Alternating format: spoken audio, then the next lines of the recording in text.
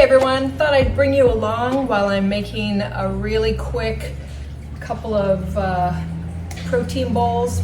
It's the end of the day. I realized that my freezer has no more Ninja Creamy protein portions, and I thought I'd bring you along with me and just show you how I do my protein bowls. And I've been eating these lately. I mean, it tastes like ice cream. It is on the carnivore side, and I can do, include and add in fruits, especially with my Ninja Creamy. If you don't have one, check them out. I mean, it's a wonderful way to get ice cream and still stay true blue to getting all your protein in. All right, so this is what I typically use. I am loving the Equip Prime Protein. This is the chocolate. I do really like also this beef isolate protein powder that is super clean. It is sweetened with stevia, but I think it tastes really nice. It's a great way to get a chocolatey, protein-rich meal or snack, and I don't like snacks.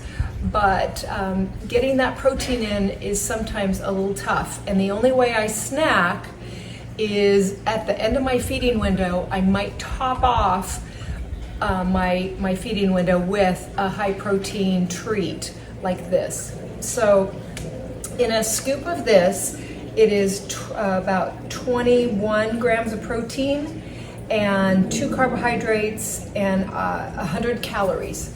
So I usually put 1 scoop chocolate. Smells really nice. In my creamy container, you can see I don't have it filled full, maybe about a cup or less of water, and I usually put about, and I do measure it, like 33 grams of butter. 33 grams of butter is about 250 calories. So, so far we're at about 350 calories in this protein smoothie bowl, okay? And with 21 grams of protein and 33 grams of fat. So I like to add a little bit more protein. So I'm gonna go ahead and do something that really, really ticks the box for my flavor profile. And this is the Keto Chow. This Keto Chow is milk isolate protein. And a scoop of this is going to be 26 grams of protein for another 120 calories. I like to mix the chocolate in with chocolate toffee. So I've got a scoop of my beef isolate protein and almost a full scoop of the Keto Chow. It could be any flavor, but for me, I love the chocolate toffee. And we have the butter, and I like grass-fed butter. And then to just boost up the chocolate and add a little bit more chocolatey goodness, I like to put in some cocoa powder. This is a double dark cocoa powder blend. It's King Arthur, super quality. And I'm just gonna put probably about a tablespoon in. It just makes it darker chocolate, and I find it's yummy. So I will just kind of mix this all together. I will then use my stick blender to really incorporate it all, because it's kind of hard to get it really all incorporated. This thing goes in the freezer. All right, so this smoothie bowl, or ice cream, as I like to, because you could put it in the blender with ice and all that. But this is going to be at least 45 grams of protein, 33 grams of fat, and very few, if any, I mean like maybe 3 or 5 carbohydrates. And as far as calories go, and I only really measure my calories to make sure that I'm getting enough food, enough fuel in my daily requirements, because you know what? Sometimes I do undereat and sometimes I overeat, but it's good to just tally up. So this is a very typical thing for me. I might have 3 of these a week. Oh my goodness, you guys, This smells like a fresh baked brownie.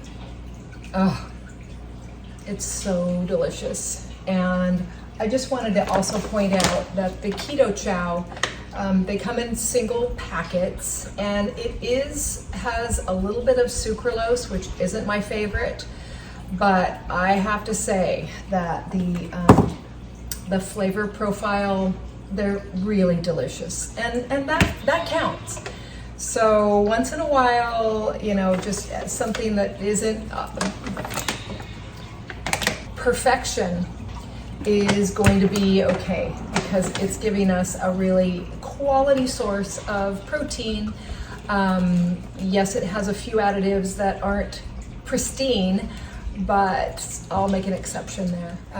I also will play with other flavors. I've got some Noble protein powder that is grass-fed beef and organs, so it's got a little kind of, I would say, even better nutritional profile. It has, in a scoop, it has 21 grams of grass-fed protein and organs. It has 85 calories, 0 fat, and 0 carbohydrates, sweetened with stevia. So it has a nice flavor. I mean, you could put this just in milk, you could put it in raw milk, you could put this in any of these protein powders.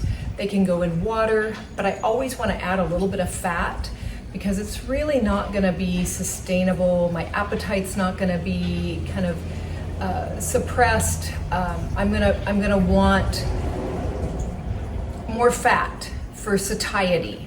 And so adding in a tablespoon to 3 tablespoons of butter, grass-fed butter, and if you can't do butter, you could do coconut oil, you could do nut butter. It would change the flavor, obviously, but that's another great way to incorporate a fat if you can't tolerate casein or dairy products. And a lot of times, if you can't tolerate the dairy, we need to heal the gut, unless you have an absolute casein allergy. But most people that are turning up with lactose intolerance are lactose intolerant because the enzyme production is low. And we can do a lot to make sure that we can heal that.